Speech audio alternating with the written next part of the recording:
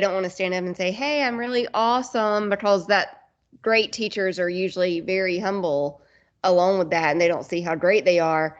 But also the teachers are really a bit shy about saying, this is what I'm doing and why I'm doing it, and feeling like they don't want to be judged harshly. Like, they want feedback, they want constructive criticism, but figuring out how to do that in a way that they're able to be vulnerable and say, I'm really struggling at the same time.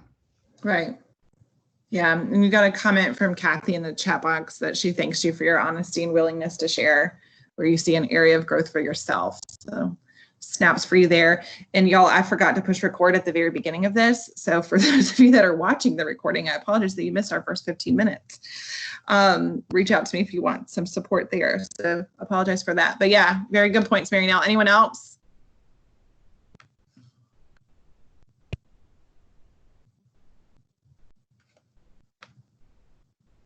Okay.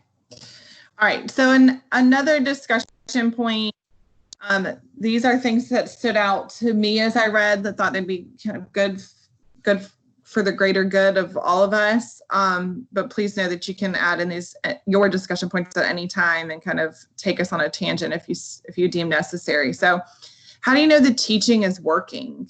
So on page 30, it stated that they guarantee learning in their schools, talking about these school leaders or these low performing schools that they're gifted into. They make sure that they know when teaching in their schools isn't working, and when it isn't, they fix it. So how do you know when teaching is working in your schools? Do you name those? Do you pull those out and celebrate them when it's not working? What do you do to name that and then fix it? Does anybody have any thoughts on this?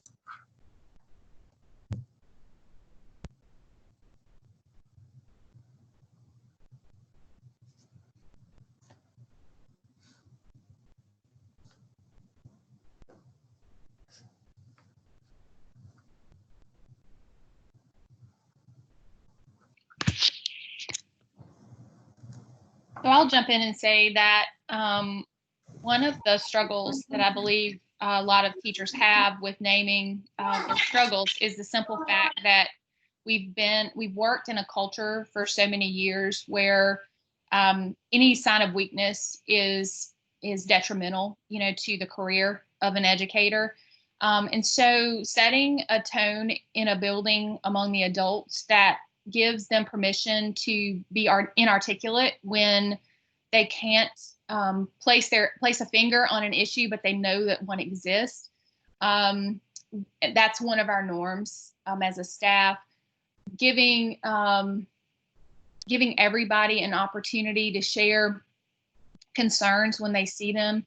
We're surrounding our learners with caring adults, all of us are, and those relationships should facilitate conversations among the learners that would give the learners an opportunity to share their frustrations and where they feel like they may need additional help. So again, all of that comes back down to establishing trust among your staff and also your learners and your parents for that matter as well. And recognizing that, we have to reach out from a variety of different angles. There's not a one fabulous survey that's going to give you all the answers. There's not one test that will give you all the answers, but it's going to be the culmination of all of those things plus the day-to-day observations of what's happening in your building that's going to give you the data that you need to be able to determine what you need to correct. Yeah, I like everything that you said there. There's the educators that want the feedback and accept the feedback. There's the educators that don't know that they need help and don't know to ask. And I like that you bring in your stakeholders as far as your students and your families as well too in that conversation. Thank you for that.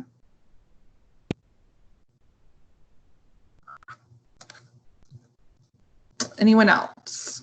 How do you know that teaching is working? Do you use data? Is it you're in the classrooms all the time so you can tell from the student work? How do you know that teaching is working?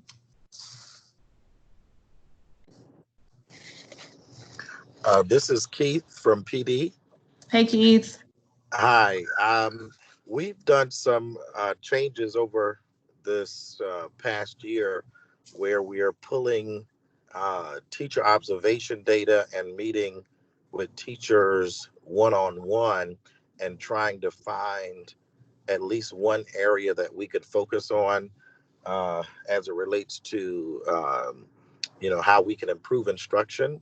So the teacher observations have worked well and created more of a culture of where teachers are a little bit more comfortable talking about what areas that they need to work on versus waiting until a more formal time of discussion. And that's one thing. And secondly, we saw that waiting until those major benchmark times those times were too far. The gap was too far between the time that we should really act. So we're trying to get more weekly data versus those major benchmarks from math or from our paper benchmarks that we were using. So if we waited for those fall, winter, springs data points, then we saw that we may have missed quite a few opportunities to address concerns. So pulling in the weekly data from teacher exit tickets and talking about how students are moving more incrementally has helped. That makes sense. Yeah, that's awesome. Good. I love to hear that you've noticed that after the assessment, it's sometimes too late, and you've got to get that weekly and daily assessment and mastery kind of named and identified. That's good. I like to hear that. Thank you for sharing.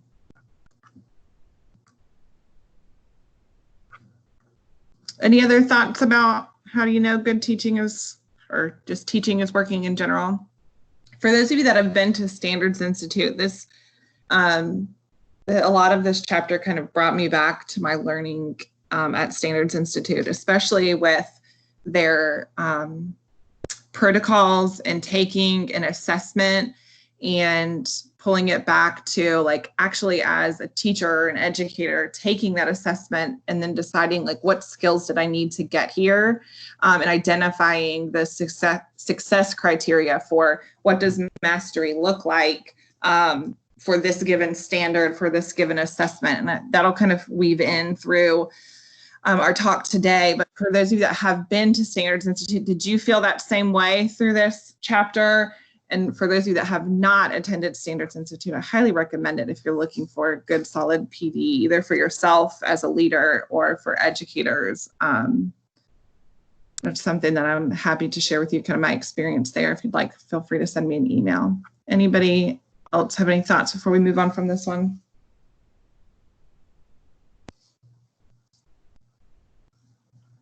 Okay.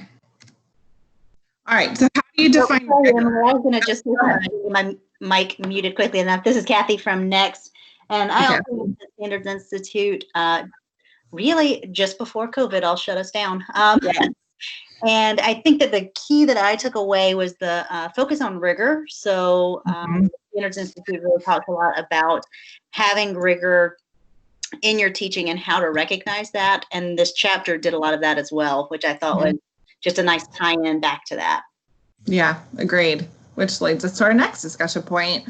How do you define rigor? What does rigor look like in your school building? So page 35 states that if assessments define rigor, then they must be common across all classes and grade levels if we want to guarantee equal rigor in each classroom. Without common assessments, we will have some teachers who push their students to the highest levels of learning and others who don't. So we kind of talked about this a little bit last week too. Like, we can't just check it off that we taught it. We need to know, did our students actually learn it? So what does rigor mean to you, and what does that look like within your building? This is Tanika Green from East Point. So in our building, one thing that we do is we do benchmark tests, and those are standardized, of course, common assessments, and they're for every grade level for every subject. And in our middle school, of course, for the core content areas over there. We handle those the same way that we handle state assessments. So the curriculum team works on those, and the coaches put those assessments out the morning of. They go along with our curriculum guide. So everything goes back to the standards. I have a team of teachers and the curriculum team that come in every summer to revamp our curriculum guides.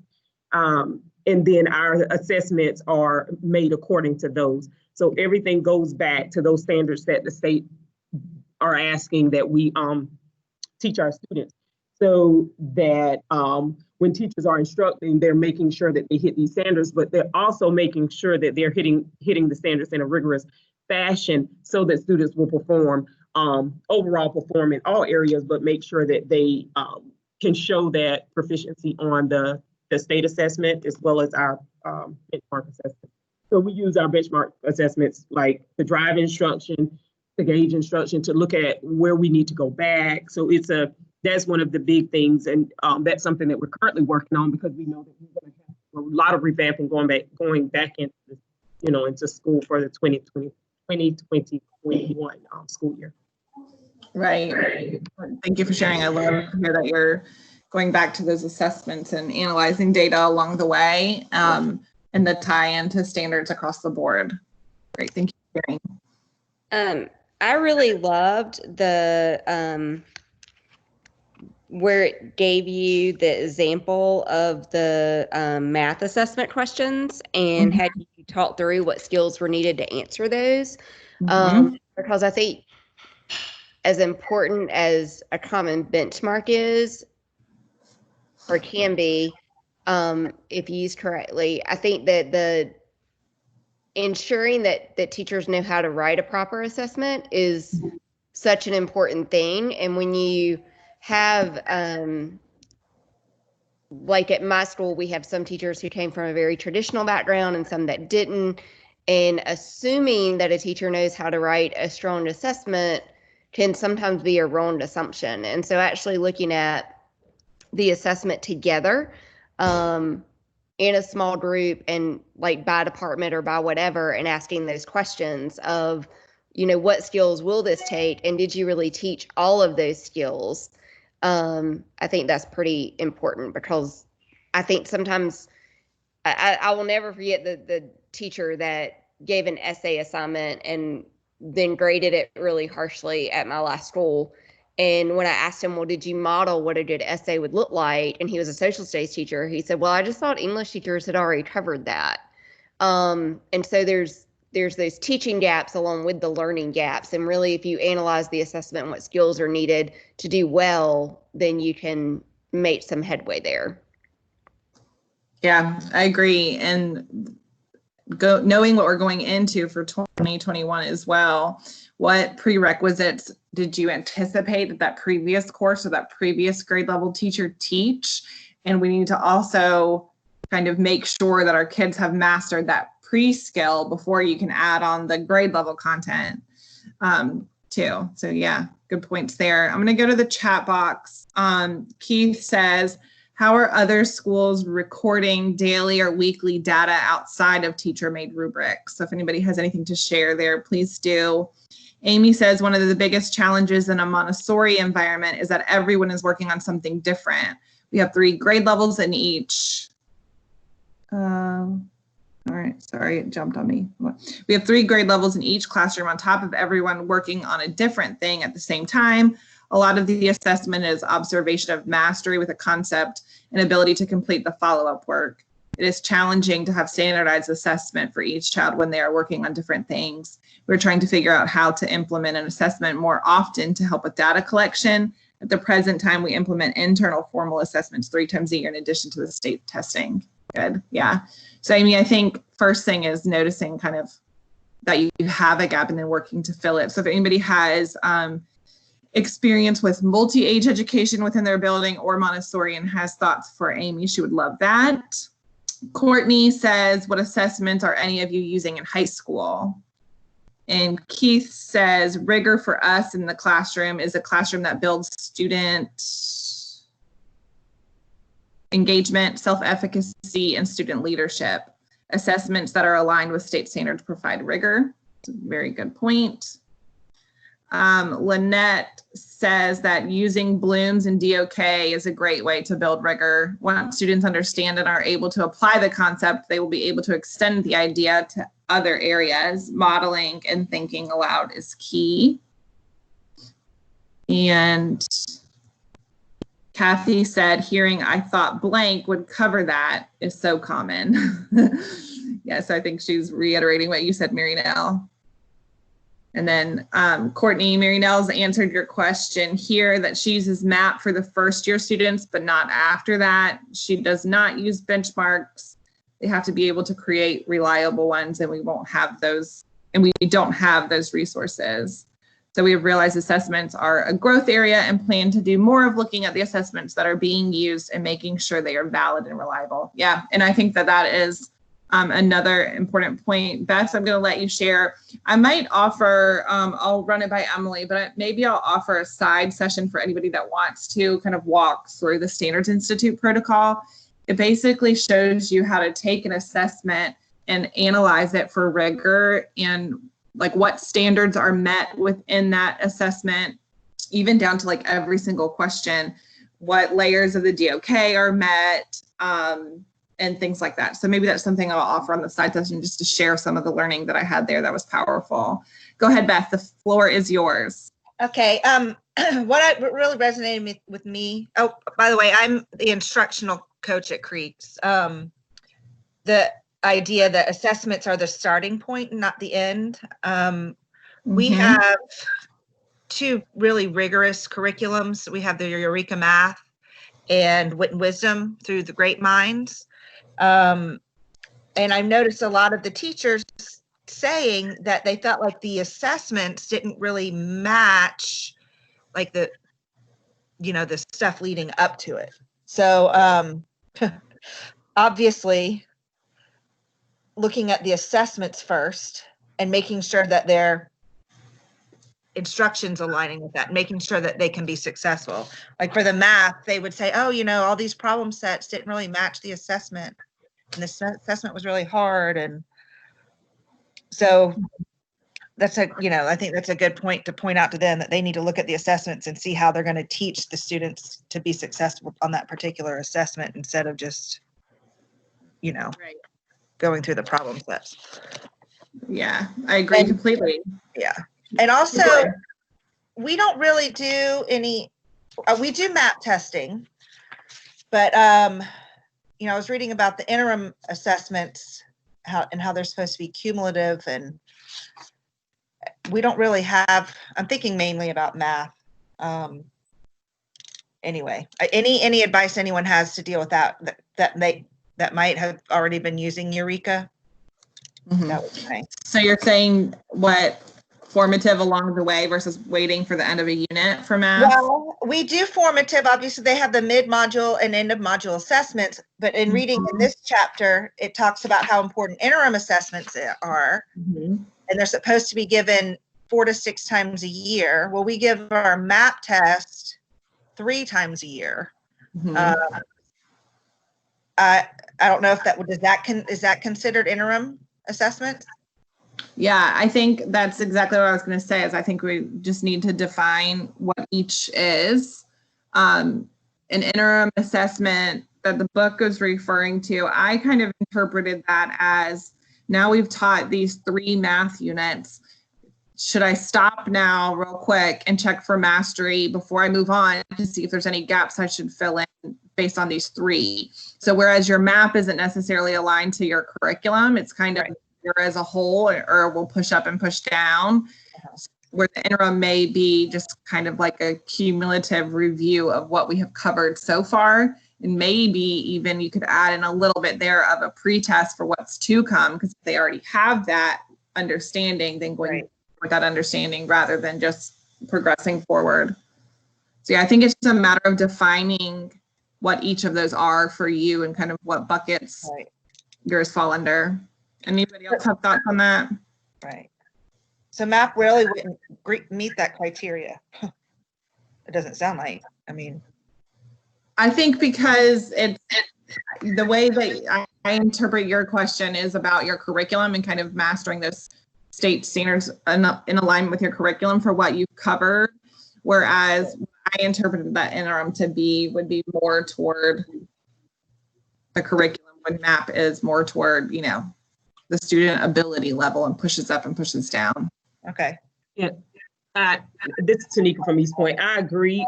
MAP, because it's an adaptability test, we don't use that to as a reflection of our curriculum.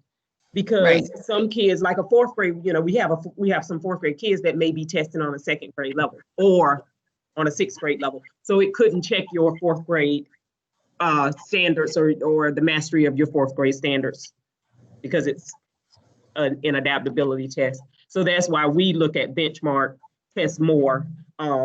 Those are our, unit tests or different things like that are driven by the curriculum, which is driven by the standards. Yeah.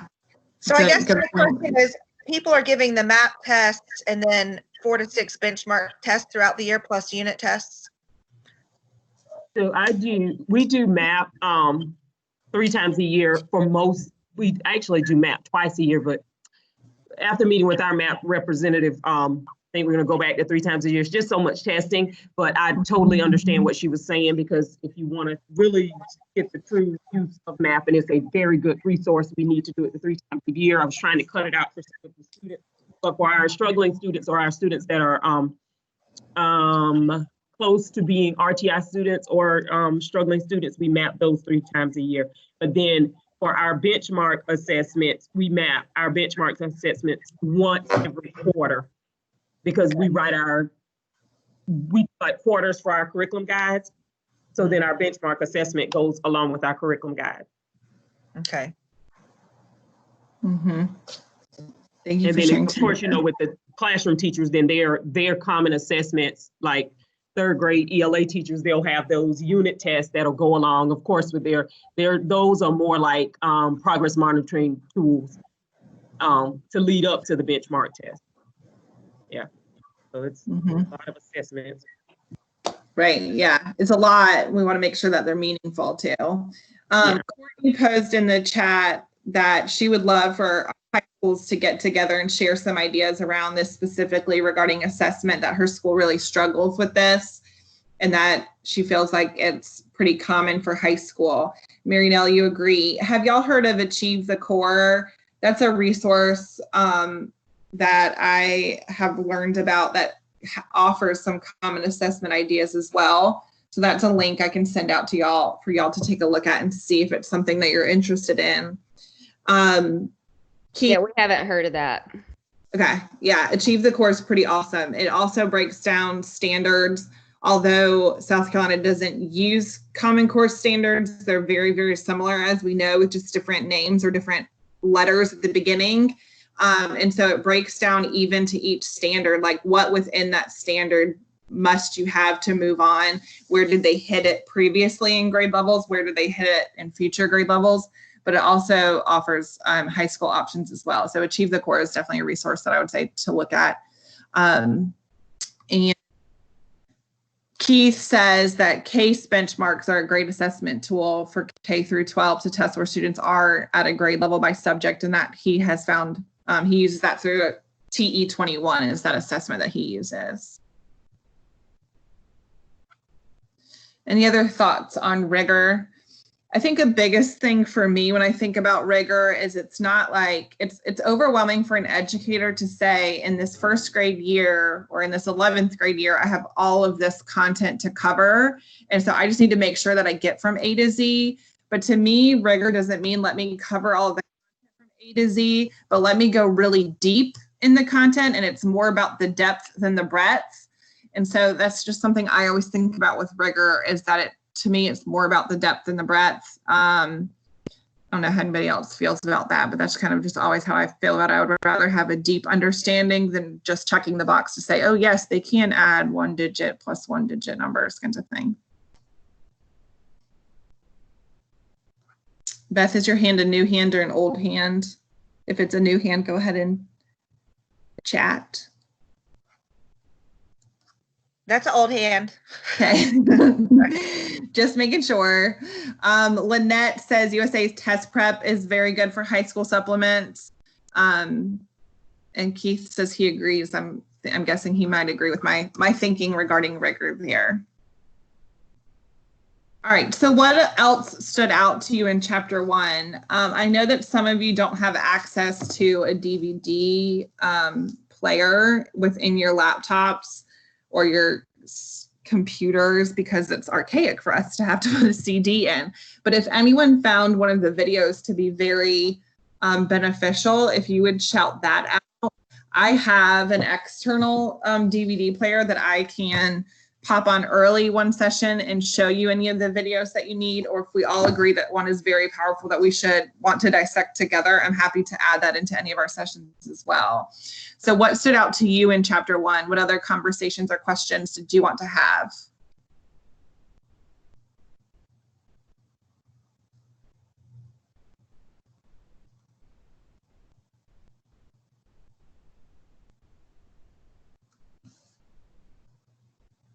The other thing that I really liked in chapter 1 was looking at the different reteaching methods and how they so specifically broke down the difference between modeling and guided discourse. And so that was something that I really appreciated the difference in, and plan to have that conversation and like utilize that with my staff this fall. Because the reteaching is a big part. A lot of them do, like with our concept of mastery learning being embedded at my school, you would think that this would already be broken down for us, but it's not broken down that specifically. And I think that would be really helpful, especially for the teachers newer or transitioning from a non-mastery learning school to our school, that would be really helpful. And then the other piece is looking for the gaps in learning and how they analyze the questions. I think that one of the things that as a new teacher I didn't know to do until I actually took a course in my master's program about data and analysis was how to write a good test question and then how to go back and analyze my student performance on the test. And like I mentioned earlier, where those gaps were, to know what to reteach. And I mean, sometimes it was as simple as teaching them how to approach a question, but seeing the patterns in that and knowing what to teach from that is important. And I think that if you've never been directly taught how to do that, it's not something that just naturally a teacher wakes up and says, oh, I know how to. Yeah, agree. Thank you for sharing. It's definitely not something that we just know. Those are things, like you said, that we need to educate ourselves on. Who else had something that stood out to them in chapter 1?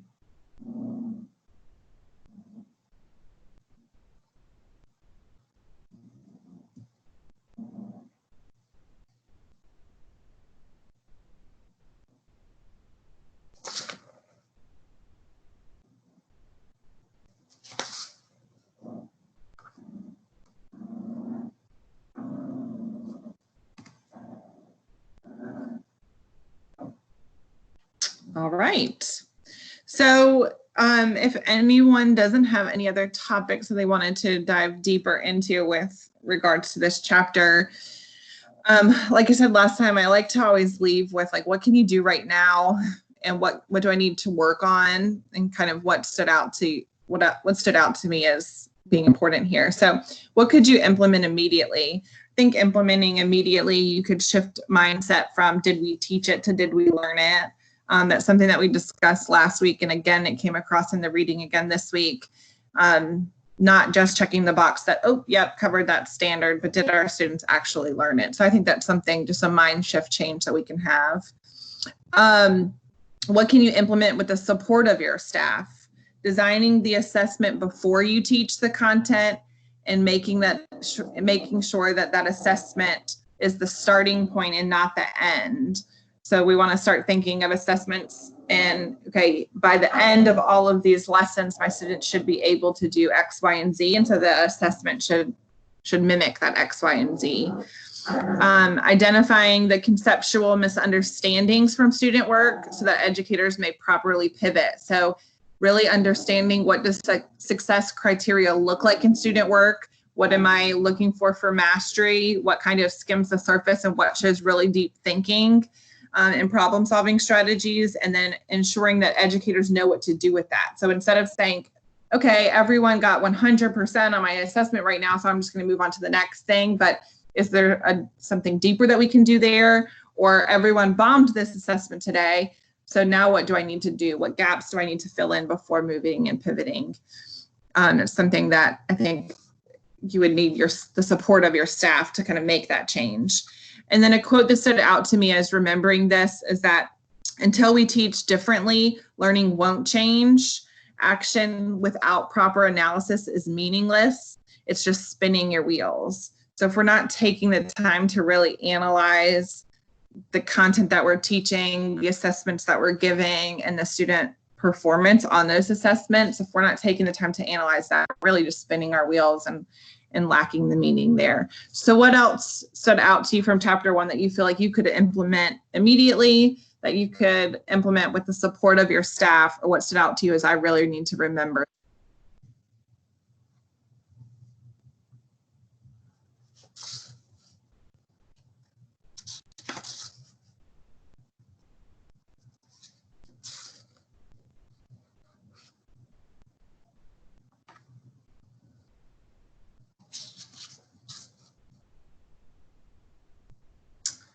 Brandy says she feels like most schools do this anyways, but pre-assessments such as MAP will be needed more than ever to start school this coming year because of the large amount of time home. You're right. So with still the unknowns of what's going to come for the 2021 school year, we've got to also not only think about what did students miss, what did they not get from the spring, but what did they also not retain?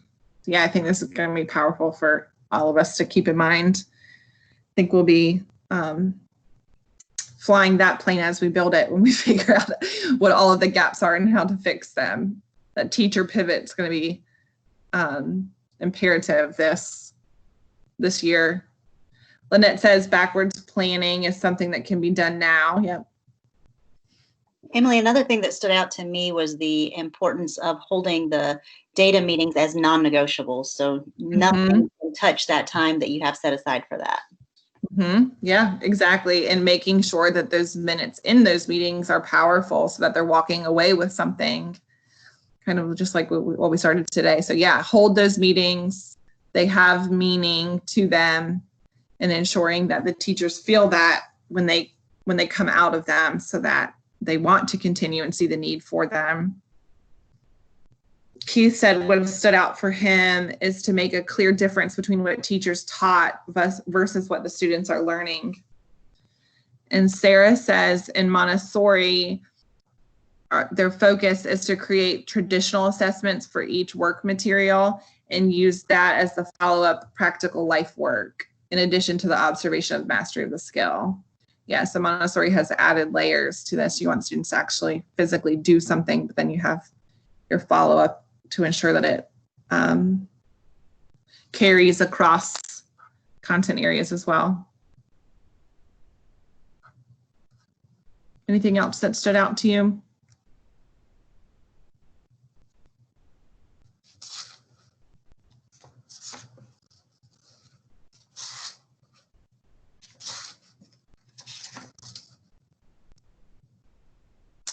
Okie dokie. Okay, so session 3, a look ahead at next week. Oh, yeah, I got all the chats. Okay. Next week, we'll meet again on June the 15th, so next Monday. We'll cover chapter 2 and chapter 3. Just for your planning purposes, when I read through chapter 2 and chapter 3 just a couple months ago, chapter 2 took me about 1 to 2 days, and chapter 3 took me about 2 days. So you want to give yourself at least 3 days to cover these chapters. The chapter 2, I'm sorry, it will be about planning, and chapter 3 will be about observation and feedback. So we're kind of going to get into the meat now. So the pre-reflection for you to think about as you read these chapters and to come back and discuss with us next week. What is your lesson plan expectation? So within your building, do you have a template that educators must use? Do you have kind of a musts and a mays that they must use? Do you not collect lesson plans? What is your expectation? If educators do submit lesson plans, who reviews them? Why are we reviewing them? When are we reviewing them? And what feedback are we offering educators based on those lesson plans? Sometimes I've been in buildings before where lesson plans were due Friday, but I didn't get feedback on them till Wednesday, and I had already taught for 3 days. So that's always delightful. So kind of just reflecting on what is your expectation and what are we doing with those? And then do you coach for planning? So are you coaching teachers in your data meetings to inform instruction? Kind of what feedback and coaching do you offer for planning, especially for your new teachers, or maybe your veteran teachers who have taught the same content for so many years that they can take, a look and see if they can up the rigor and the depth for any given content. So that'll be our pre-reflection for next time. What does lesson planning expectations look like in your building, and kind of what do you do with that? Any thoughts before we move on and talking next week? So to clarify, is it chapter 2 and 3 or chapter 2, 3, and 4? 2 and 3. Okay. Because the syllabus or the original sheet said 2, 3, 4. For real? Uh-huh. Yeah. Let me go look at my stuff. And I apologize if it pulls up things on my computer for y'all to see. Let me go look at Emily and I's thing.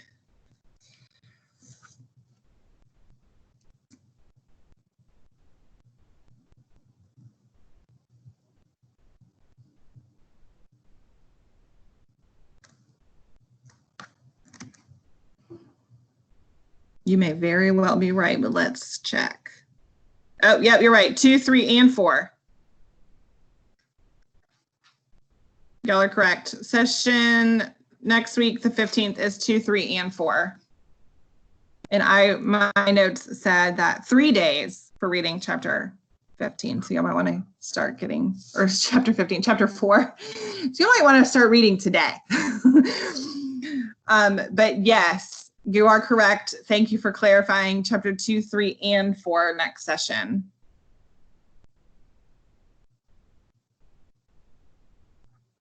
Thank you for pointing that out. And then if anybody doesn't have anything further, we are through for today. I'll stick around. If you need anything, feel free to jump on the mic or the chat. And I will see you all next week. And Emily will be back with us. And I'll ensure that as soon as she gets back from NACSA, that she gets you the recording and the chat notes from session 1 and from session 2. Thanks, guys. Thank you. Thank Bye. you.